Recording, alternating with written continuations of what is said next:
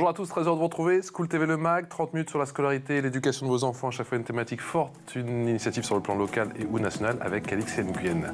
Salut Alix. Salut. On y va pour le sommaire de cette nouvelle émission, éduquer et grandir sereinement. Dans le 91, on s'arrête aujourd'hui sur le projet éducatif de Savigny-sur-Orge, ville qui a fait de la réussite, de l'égalité des chances et du harcèlement ses priorités. On en parle dans un instant avec Monsieur le maire. Savigny qui lance sa cité éducative, démarche globale, modèle désormais identifié, efficacité prouvée. Quels sont les retours de terrain? On verra ça également avec notre invité. Il y aura une loupe. La loupe, c'est avec Alix. Et aujourd'hui, je vous parle d'une initiative estonienne pour l'apaisement des tensions dans les quartiers. Ça s'appelle Quartier sans violence. Quartier sans violence sera dans une quinzaine de minutes au cœur de l'expression orale que voici.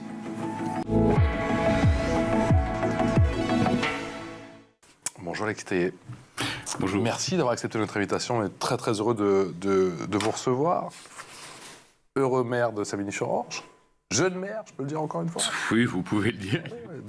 Très heureux et jeune maire de Savigny-sur-Orge. Oui, du maire le plus jeune de France, d'une commune de plus de 30 000 habitants. 30 000 habitants. C'est combien d'habitants, Savigny-sur-Orge? C'est près de, selon l'INSEE ou selon la police, oui. on est près de 38 000 habitants. Près de décompte de la CGT, oui. des syndicats ou la police. Exactement. Près de 30 000 habitants.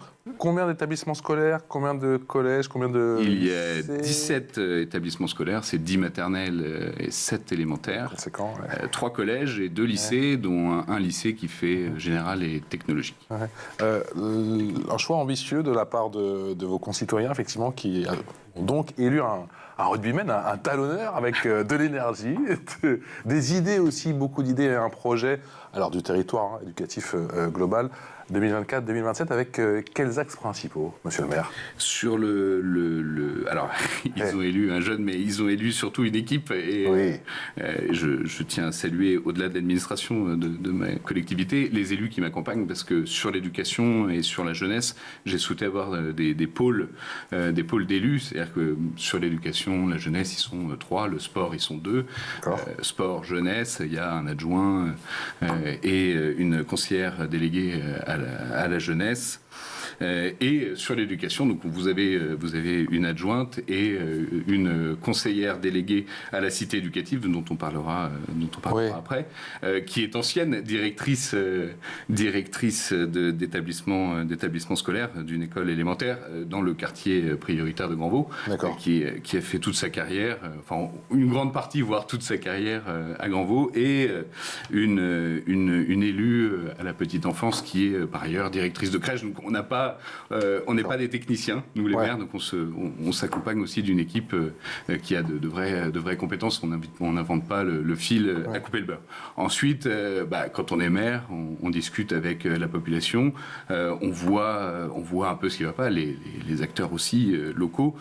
On voit ce qui ne va pas, on voit ce qu'il faudrait changer, et c'est pour ça qu'on est parti sur, on est parti sur plusieurs dispositifs. Le plan éducatif de territoire, qui lui est à l'initiative de la ville, et la cité éducative. Je crois qu'on a le record de France de la cité éducative monté le plus rapidement, puisque on a eu les premiers rendez-vous avec la préfecture l'été dernier, et on a acté la candidature, enfin l'État a acté la candidature de Savigny et la recevabilité de la candidature de Savigny, là, fin janvier. Le lancement de cette fin janvier, c'est vrai que c'est très très rapide. On dit souvent que ça prend du temps et tout, mais là c'est vrai que c'est assez rapide. Le lancement de cette cité éducative, c'était pour vous une évidence? Alors, effectivement, c'est une évidence, parce que ça crée une synergie qu'on essaie de mettre en place entre tous les acteurs du monde éducatif. Mais on parle de l'école, bien sûr, mais on parle aussi des à côté. C'est-à-dire que la cité éducative... Vous avez le plan éducatif de territoire qui accompagne les enfants de la première section, enfin de la petite section de maternelle jusqu'au CM2. Ensuite, vous avez d'autres dispositifs au collège et d'autres dispositifs au lycée. La cité éducative, elle accompagne les enfants de 0 à 25 ans, et sur le scolaire, l'extrascolaire, le périscolaire, et au-delà. C'est-à-dire qu'on a après, bien sûr, des partenaires comme l'émission locale, Alliance Prévention, qui est le club de prévention. On a en mairie notre point information de jeunesse, notre service jeunesse qui n'existait pas à Sévigny. On a créé un vrai service jeunesse de vraies compétences pour accompagner les jeunes dans l'accès au droit, l'accès au logement, l'accès à la santé, l'accès au travail aussi. Donc, voilà. Et en quoi justement elle va changer la donne pour votre territoire, pour votre commune, cette idée éducative? C'est vrai qu'on a reçu plusieurs maires qui nous ont confié qu'au-delà des aides substantielles effectivement de l'État, le dispositif, cette vision globale de l'éducation était vraiment efficace. Elle est très efficace parce que, bien sûr, comme tous mes collègues, je dirais qu'il y a énormément d'aides et de subventions. Et l'argent, c'est le nerf de la guerre. Oui. Ça ne fait pas tout, c'est vrai, il faut que ce soit bien utilisé. Voilà, ce n'est vraiment pas tout, ça crée réellement une synergie. J'aime bien illustrer avec une chaîne de bateaux où on fait chacun, on développe des politiques publiques dans son coin. L'avantage de la cité éducative, c'est qu'elle ressoude les maillons de la chaîne entre eux et ça crée une réelle synergie puisqu'elle est copilotée par l'Éducation nationale via un principal du collège, le principal du collège Jean Mermoz à Grandvaux, le quartier prioritaire, et un élu avec les services, donc l'élu dont je vous ai parlé, Anne-Marie Gérard, qui est conseillère déléguée à la restauration scolaire et collective, parce que c'est très important de bien manger, mais vous l'avez bien rappelé, la carrure de rugbyman que je suis... je n'ai rien dit, monsieur le maire. J'ai parlé de talonneur, de puissance, d'énergie et d'idées. Bien manger, c'est aussi bien réfléchir. Et parfois, d'ailleurs, au-delà de la blague, manger à la cantine, pour certains enfants, c'est le seul repas équilibré qu'ils ont de la journée. Donc, Alix. Et la cantine, donc, c'est une de vos priorités? Ça a été. Alors, Savigny, historiquement, on avait une délégation de service public avec une entreprise bien connue, que je ne citerai pas ici, depuis 12 ans, qui prenait fin au 1er janvier 2023. Donc nous, on a été élus en décembre 2021 lors d'une élection partielle. Et il nous a semblé opportun. On a réfléchi, bien sûr, est-ce qu'on repassait par une délégation de service public ou on passait par un marché de livraison de repas. On est passé par le marché. Pourquoi? Parce que dans le cahier des charges, on pouvait avoir beaucoup plus d'attentes sur le bio, les circuits courts, la qualité des repas servis, et ce qui nous permet d'avoir, à chaque fois que j'y vais en tout cas, d'avoir des poubelles qui sont moins remplies. Mais donc vos fournisseurs, ce sont des producteurs locaux pour l'essentiel? Alors c'est une entreprise familiale, c'est-à-dire que grâce au marché de Savigny, ils ont ouvert une cuisine centrale. C'est-à-dire que c'est vrai que quand on passe un marché public et qu'on voit les chiffres d'affaires annuels, on a tendance à prendre celui qui a le chiffre d'affaires le plus conséquent. Là, on a fait le choix de prendre une petite entreprise. Alors, elle est francilienne et elle travaille avec justement des producteurs. Et on a 80 je ne veux pas vous dire de bêtises, mais entre 80 et 90% de produits bio et en circuit court. Comment on fixe ses priorités, effectivement, quand on dessine son projet éducatif? On a dit qu'on n'a pas l'égalité des chances. Et je ne vais pas trahir de secret, juste avant de commencer cette émission, on m'avait aussi parlé de prononcer le mot de harcèlement. Monsieur le maire, justement, comment on dessine ces stratégies et comment on complète au final les dispositifs déjà présents pour optimiser effectivement cette prévention? On part sur des constats. En discutant avec les différents directeurs d'établissements scolaires. Et l'avantage de ces dispositifs, que ce soit la cité éducative ou le projet éducatif de territoire, ce sont des projets c'est un projet partenarial. Ce sont des projets qui sont co-construits avec nos différents partenaires. Et ça va vraiment de l'éducation nationale jusqu'au monde associatif. Pour monter la cité éducative en urgence, dans un temps, pas en urgence, mais dans un temps très restreint, on a organisé avec l'éducation nationale un hackathon, qui est une journée de formation, d'échange avec tous les partenaires, et il y avait plus de 80 personnes. D'accord. Donc, signe que ces dispositifs plaisent et que les différents partenaires ont envie de s'inscrire là-dessus. Et de là, donc, de nos constats, des échanges avec les professionnels, on sort des grands objectifs. Alors, les grands objectifs, c'est toujours très beau sur le papier, mais après, c'est les actions qu'on met en œuvre.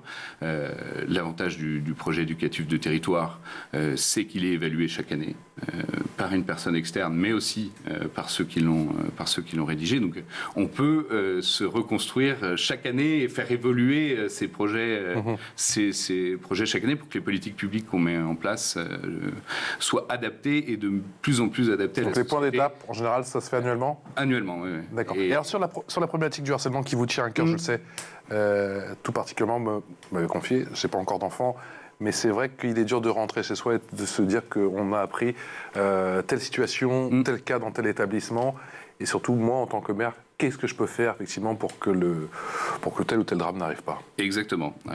On le voit, hein, c'est la reportabilité. Les médias adorent.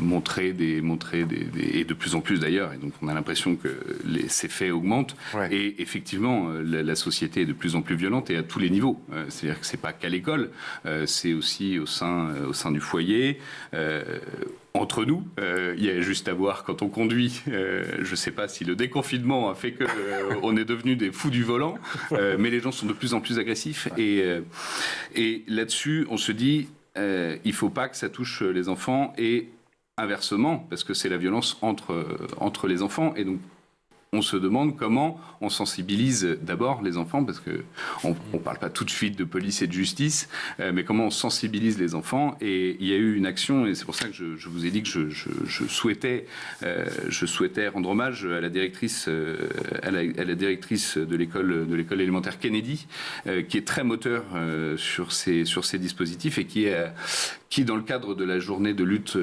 contre le harcèlement, a mis à tous les niveaux, donc du CP jusqu'au CM2. Alors effectivement, on ne parle pas de harcèlement à un CP comme on parle de harcèlement à un CM2. Et j'ai suivi c'est la mise en place de ce dispositif, pas toute la journée, mais dans toutes les classes.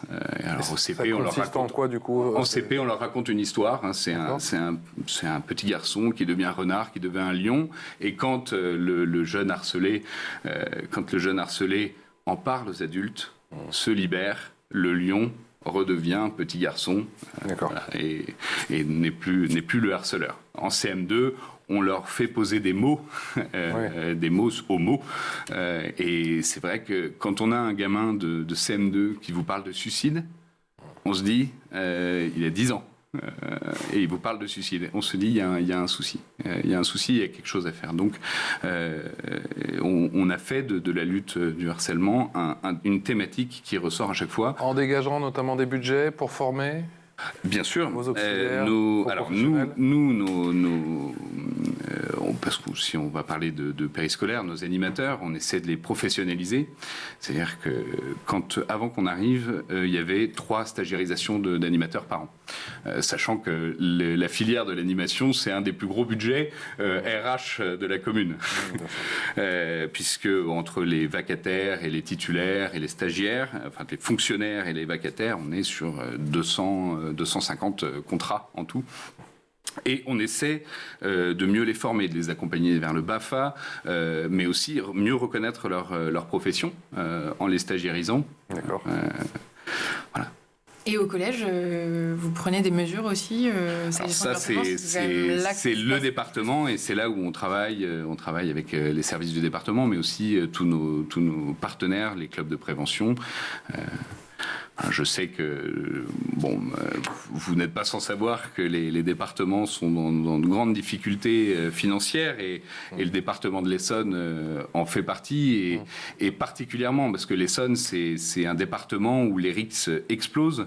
On voit fréquemment des jeunes qui sont tués par d'autres jeunes.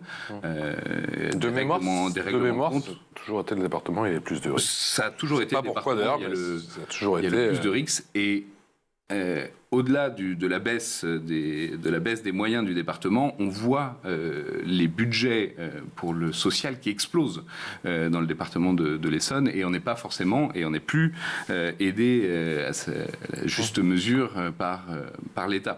Ouais. Donc forcément, on est obligé de faire des choix. Mais alors du coup, quand vous allez faire vos courses à Savigny, il y a des parents qui vous interpellent, vous disent, mais monsieur le maire, comment vous pouvez protéger nos enfants? Comment on peut protéger nos enfants? Mais bien sûr, dès qu'il se passe un drame, malheureusement, les parents sont là en train de dire, et si c'était mon enfant, et qu'est-ce que vous faites? Qu'est-ce que vous faites? Donc c'est pour ça que je vous disais tout à l'heure, on ne peut pas rentrer chez soi et se regarder dans le miroir. Alors effectivement, j'ai pas encore d'enfants, même si, bon, quand on est mère, on a 38 000 enfants. Oui. Mais je ne peux pas rentrer chez moi si j'ai eu des signalements, si j'ai eu des problématiques à régler, rentrer chez moi, me regarder dans le miroir et dire je peux dormir paisiblement cette nuit. Voilà. Donc, avec tout ce qu'on met en place, la ville, nos partenaires, l'éducation nationale, le monde associatif, on peut se regarder dans le miroir, on dit on aura essayé. Mais ça, on aura essayé, c'est pas assez. Voilà. Il faut faire. Mais donc ça passe par quoi? Vous sondez régulièrement les familles, vous les recevez Alors, quand je parlais de concertation, bien sûr qu'il y a nos partenaires institutionnels et associatifs, mais il y a aussi les parents d'élèves. Les parents d'élèves sont associés à chaque fois. Donc il y a un guide à chaque rentrée scolaire qui sort avec les contacts utiles. Les représentants de parents d'élèves sont associés à chaque projet. Et la rentrée 2024-2025, cette rentrée scolaire, nous avons mis en place une grande réunion incluant tous les services de la ville, de la petite enfance jusqu'au sport. Bon, il n'y a pas l'urbanisme, parce qu'on peut parler de construction d'écoles, mais ce n'est pas forcément le sujet de ces dispositifs. Mais il y a tous les services de la collectivité. Et cette année, il y avait l'inspectrice académique qui est venue pour répondre à toutes les questions. Et on a pris 2h30, 3 heures pour répondre à toutes les questions et sur tous les sujets des parents, pour répondre à leurs inquiétudes, parce que derrière, après, c'est descendant, les représentants de parents d'élèves redescendent l'information, mais il nous arrive très souvent de faire de l'information descendante via le portail famille aux parents d'élèves directement, mais ils sont associés à tous les projets, parce qu'on ne conçoit pas un projet sans concertation.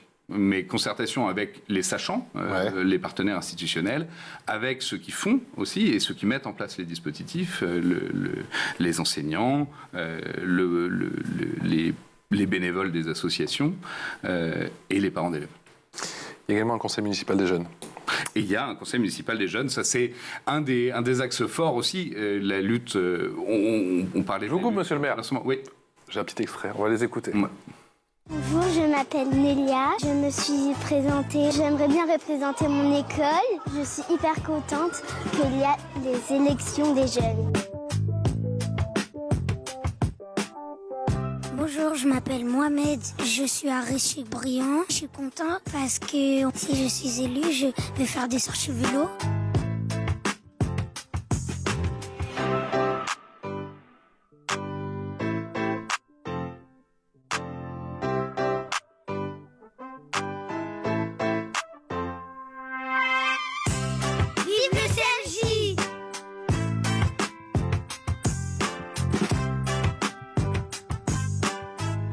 Bonjour, je m'appelle Alia, j'ai 9 ans. Je suis représentante au CMJ. Si je suis élue, je ferai aménager le foot, ajouter plein de choses aux récréations. Mon slogan c'est « Votez Alia, vous aurez tous du chocolat ».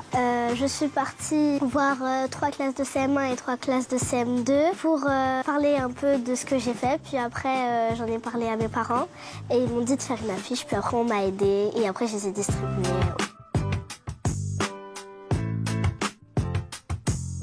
Les 2 élus pour le CMJ 2024-2026 pour l'école Saint-Exupéry élémentaire sont Isia et Alia.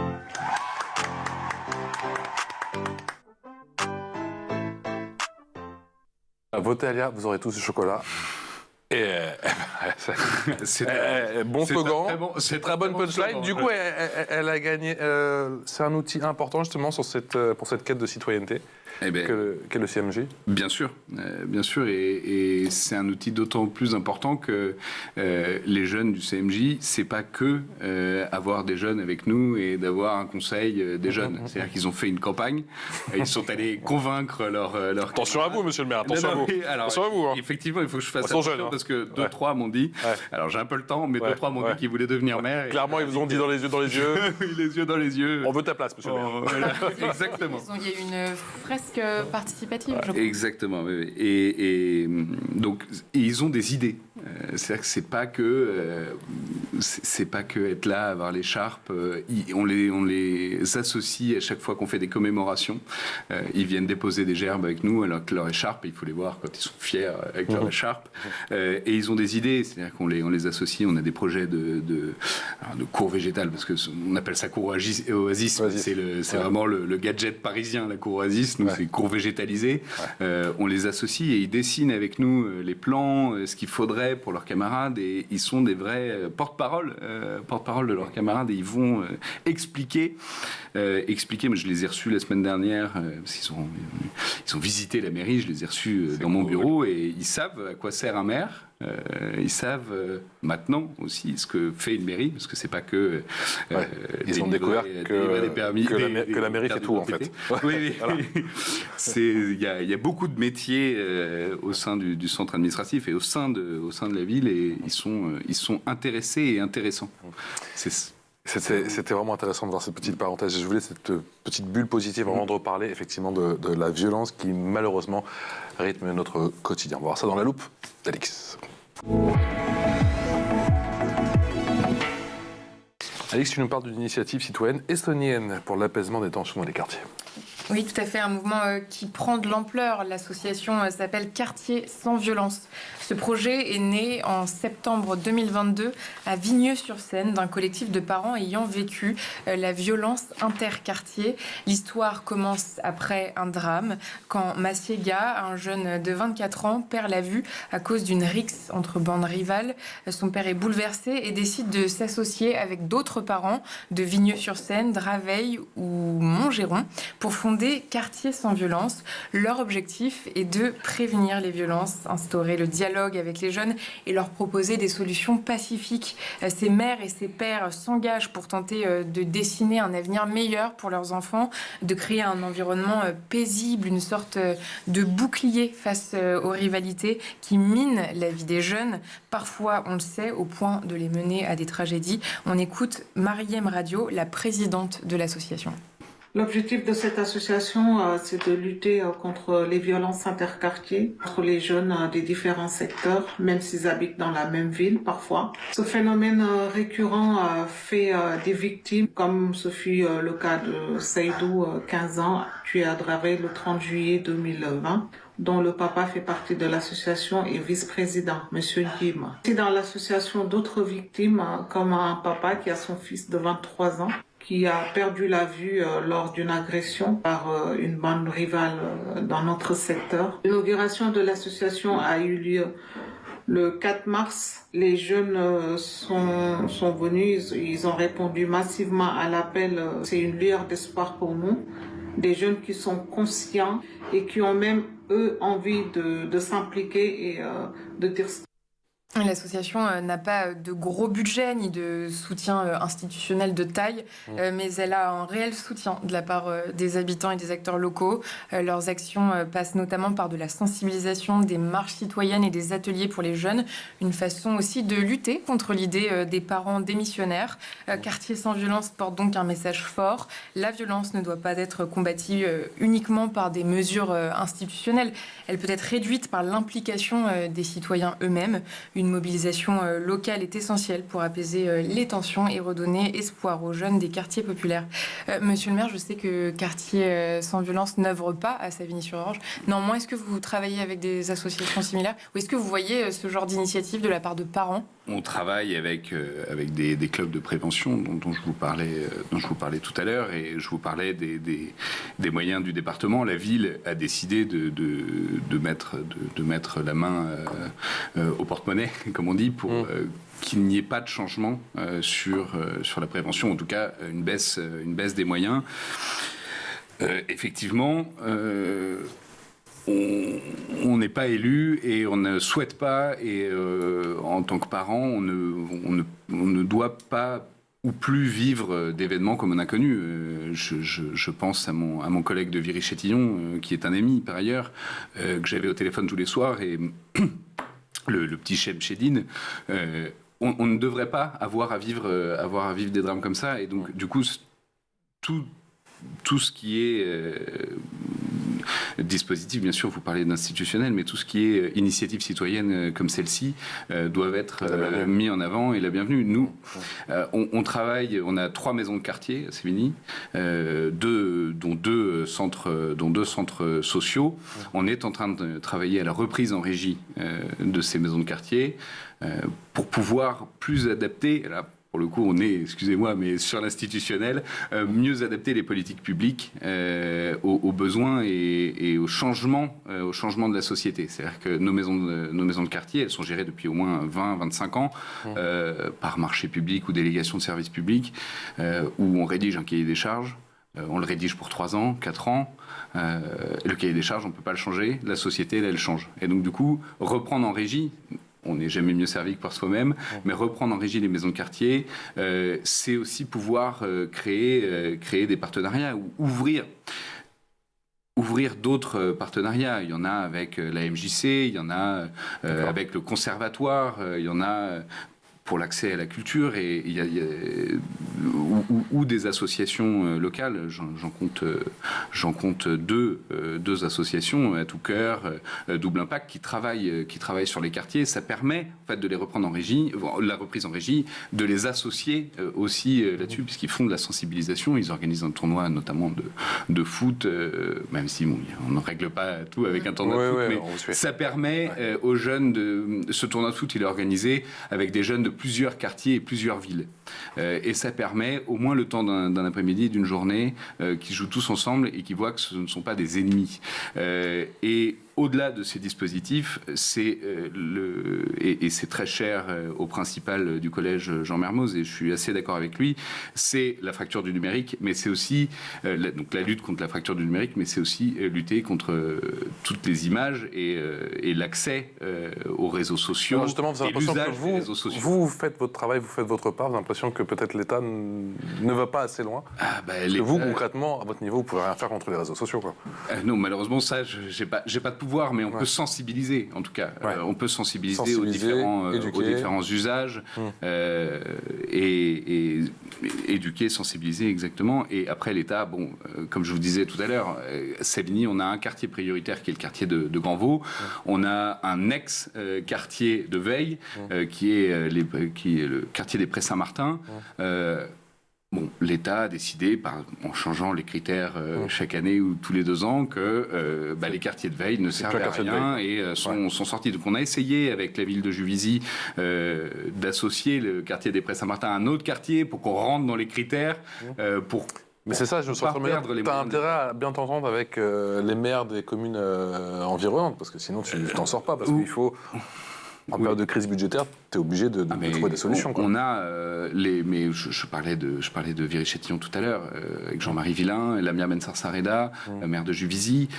On a des partenariats, des conventions, et quand on est maire, et certains à l'Assemblée nationale devraient en prendre conscience, c'est que quand on est maire, on ne fait pas de politique nationale. C'est-à-dire que moi, dans mon équipe, on est 28 de la majorité, je ne sais pas ce qu'ont voté aux élections nationales mes élus.